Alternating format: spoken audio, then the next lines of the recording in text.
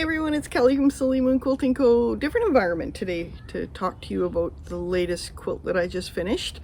This video is going to be a little different. I'm going to kind of walk you through all of the steps of how I did this quilt, decisions that I made in making the quilt, and show you a little bit of how I quilted the quilt. Nothing great and earth-shattering as far as the rulers that I used, but my process is a little different for this one, so I wanted to show you. So I'm just going to show you first of all what the quilt looks like finished. So you can see here, and I'll bring it up closer. And we're going to talk about each of these elements a little bit before we get into the actual video.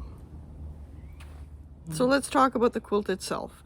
So this is a package that I received from Missouri Star Quilts, and it had in it 2 charm squares of this beautiful K-facet fabric, and it had 2 charm square packs of this lovely blue fabric, and then of course the binding as well.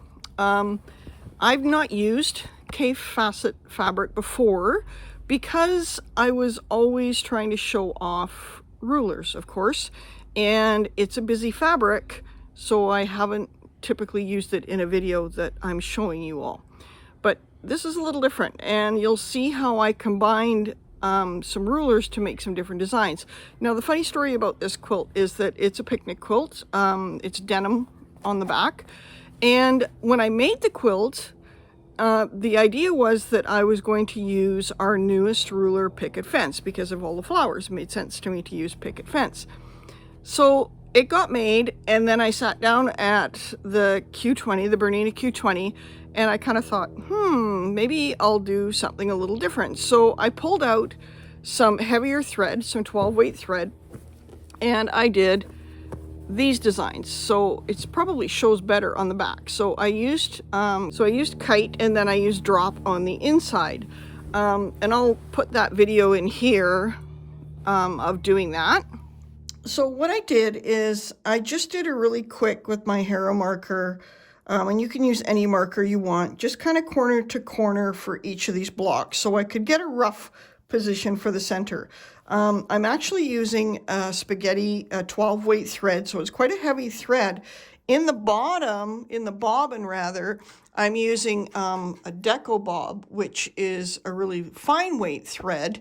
They're both from Wonderfill, and that decreases the bulk a little bit.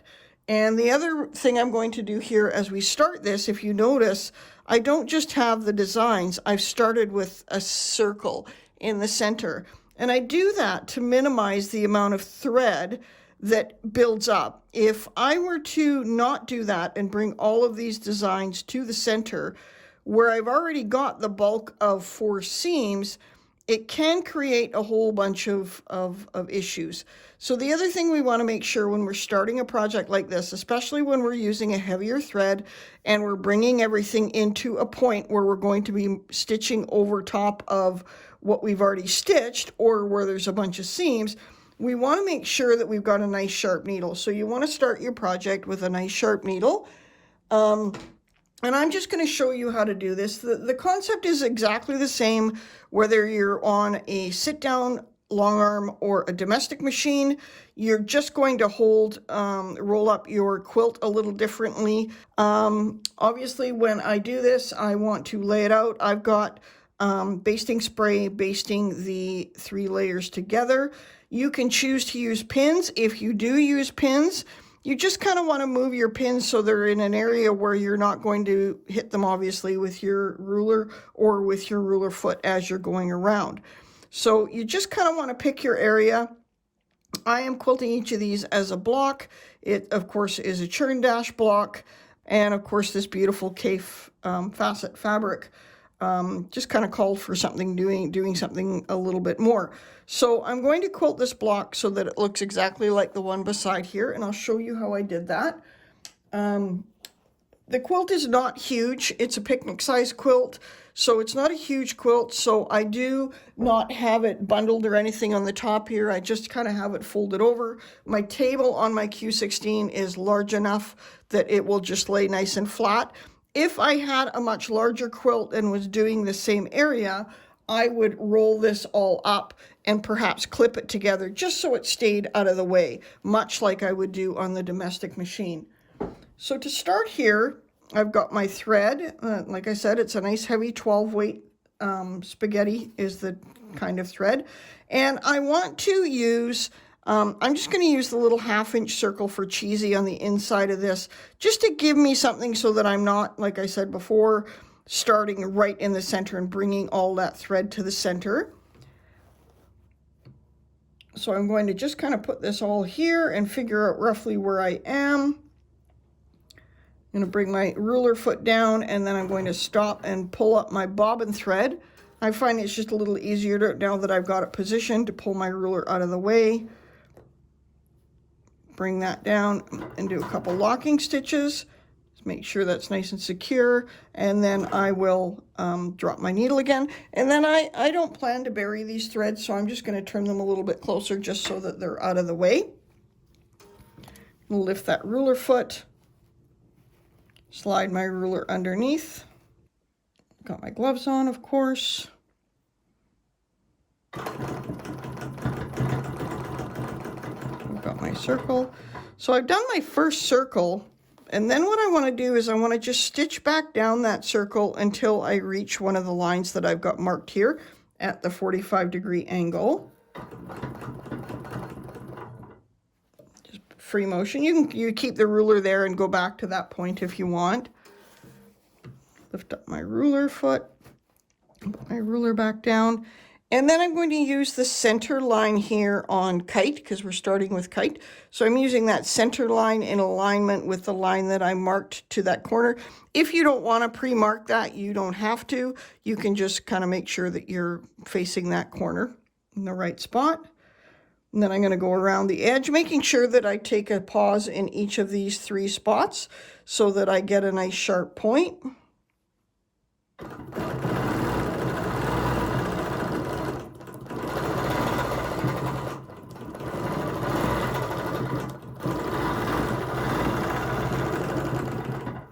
So I've done my first little bit there that's Kite. I'm going to lift that out of the way, move it to the side, and then I'm going to bring in drop 2, which works perfectly with this. Slide that under, move my ruler far enough ahead that I'm not going to clip the edge of it when I bring my foot back down. And again, I'm going to line that up. I kind of put the sticky tape right on my marking line, but I know where it is there. So I've got my marking line again on the same center line. And just take a quick look and make sure you're lined up correctly underneath the ruler so that the edge of the ruler kind of touches almost the edge of the Kite line that you just stitched. And this would be really cool too if you did different colors. So if you did the Kite one color and you did the drop part a different color, that would be fun as well. You would just have to change your thread.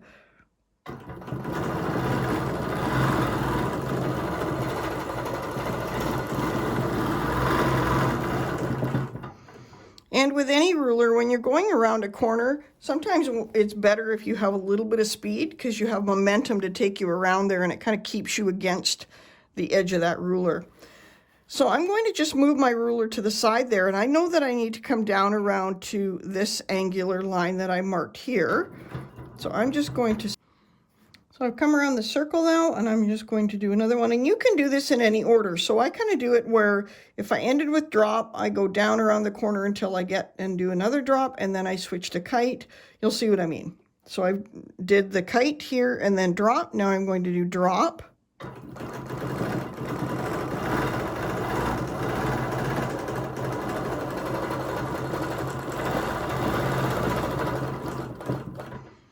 Lift my ruler foot, switch to Kite.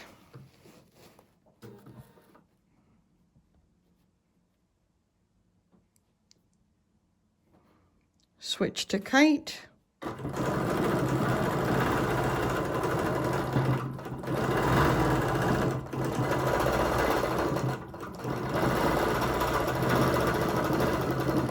Since I ended with Kite there, I'll just go partially around that circle again, staying on the line that I first stitched, and then I'll do Kite again, and then I'll switch back to drop.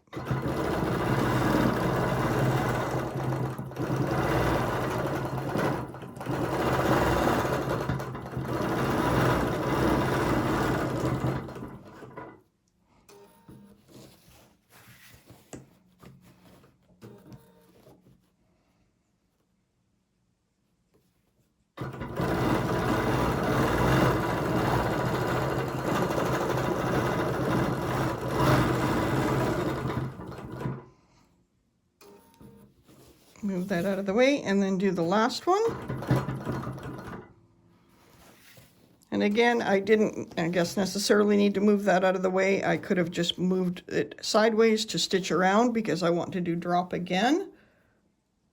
You can do it whichever order you like.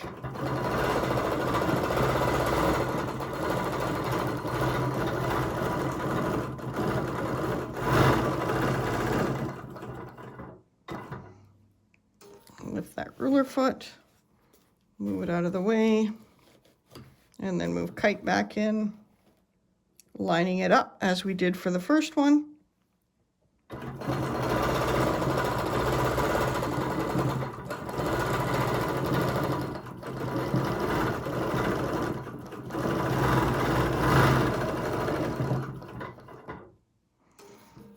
And then that's it. So there we are. Bring our bobbin thread up, lock our stitches. So that's how I created the kite designs, and I did it in each of the churn dashes, starting in the center of the churn dash and then moved it up or moved it out from there. So then when I was finished that, I thought, okay, that's all I'm going to do for this quilt because it's a picnic quilt. It's going to end up on the ground. I don't need to do more. But then I was kind of drawn to let's do something else.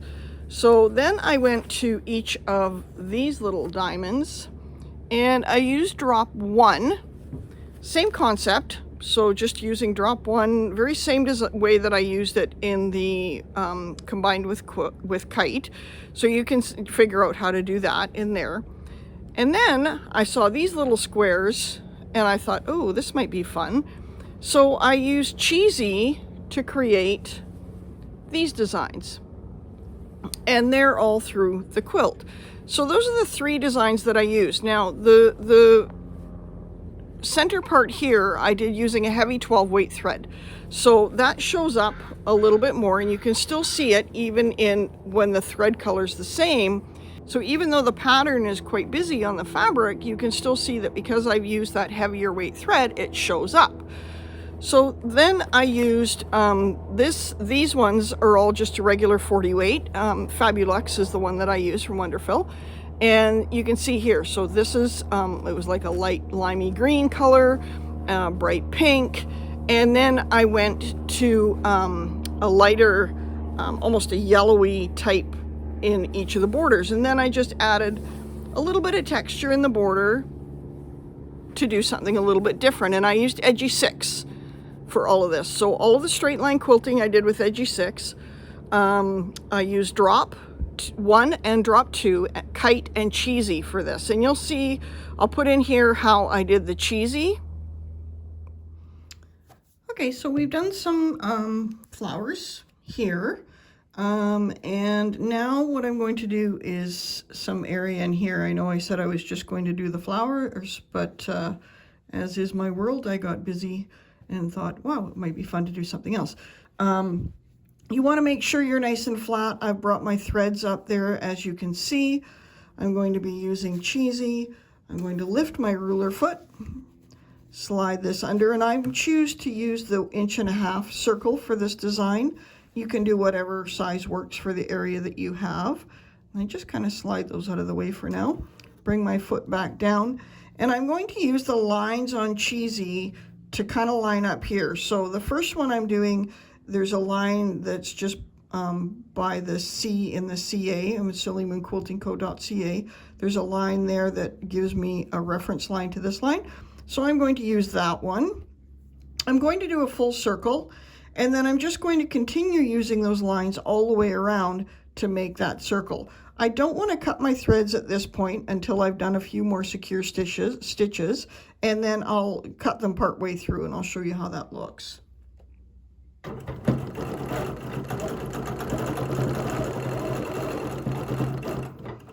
So because in this one here, I talked about how I had the circle first and not always going to the center. Because I'm using a finer thread, I'm not so worried about that. There's not going to be enough thread buildup in the center of this where my seams meet that I'm concerned about. So I'm just going to rotate this, and I'm going to line up that roughly to the corner. It's not a huge deal if you're off a little bit.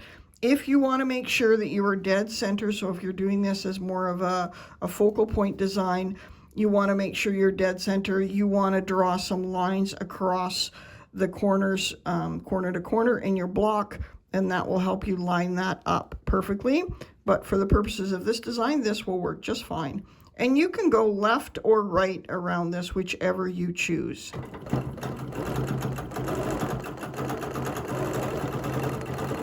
And then always back to the center. And if you have to take one stitch, that's fine. And then rotate and line up on this seam now. And now I've got enough stitching there. I'm just going to stop at my center line there, and I've got my needle down so I won't move. And then I can just clip these threads and get them out of the way so they don't get too locked in. You don't have to do that. If you're burying your threads, of course, you want to keep them longer so that you can bury them and just kind of keep them tucked out of the way. So I'm going to hold that again. Finish my circle. And then just keep rotating all the way around, lining up my center.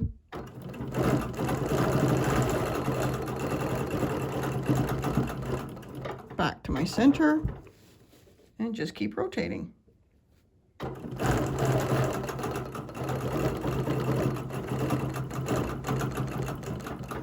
If you find that your ruler's moving, you can absolutely add more sticky tape.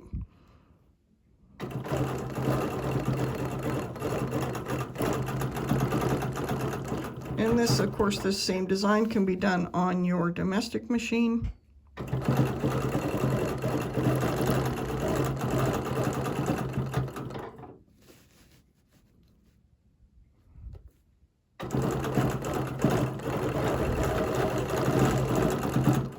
Back to my center. Then I'm going to lift my ruler foot, and I'm just going to show you how I lock this now. So I'm going to lift my ruler foot. I'm going to lift my needle up. Lift my foot again, pull it towards me, hold that top thread, bring it down. That's going to pull up my bobbin thread. Now I've got both threads there. I'm going to back to my spot and do a couple locking stitches. And then I'm going to bring my ruler foot back up again, because that means that I can pull this top thread without the tension discs causing a problem. And then I hold everything together and give it a little snip.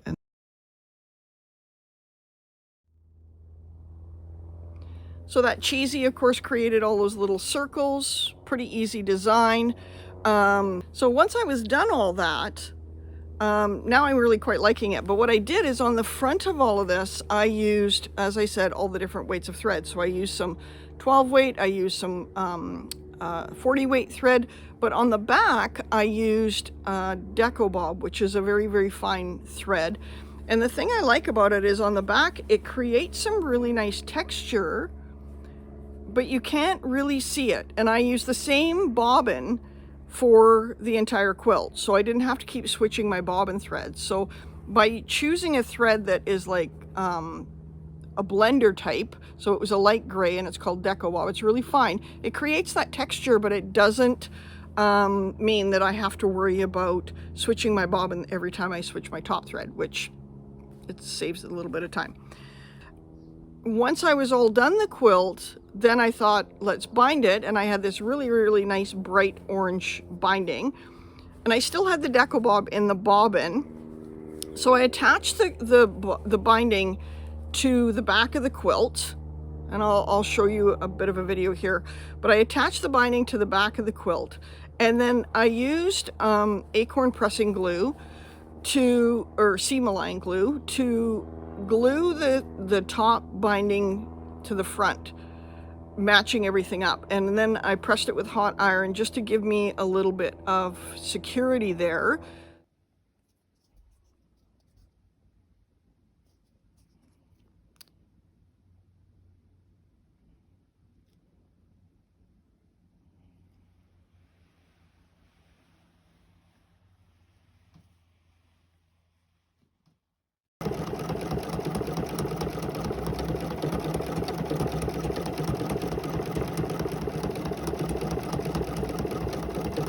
So that I could then take it to my machine, and I pieced the thing on the B735 Bernina, and I quilted it on the Q16, and then I actually did the binding on the B735. But what was fun is I decided for the first time to do this really fun little flower accent on the bindings. I didn't stitch it down first. I just glued it down, and then I put it on the machine and let the machine do the work, picked my design, and did this really pretty little embroidery type design all the way along the edge of my binding.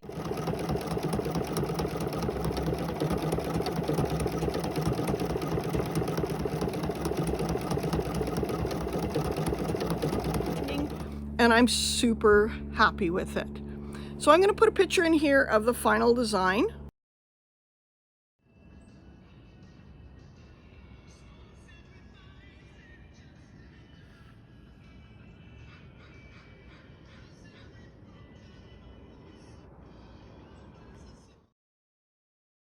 I hope that you like this video. It's a little bit different. Let me know in the comments what you think. Do you use glue? Let me know. Thanks so much for checking out my video. Really appreciate it. I hope that you enjoyed this video a little bit different. This was a really fun quilt. The pattern as well as the entire kit for the quilt, except for the batting. And yeah, I'm super happy with it. Hope you enjoy this tutorial. I hope that you get out there and make some quilts and play and have some fun. Have an amazing day.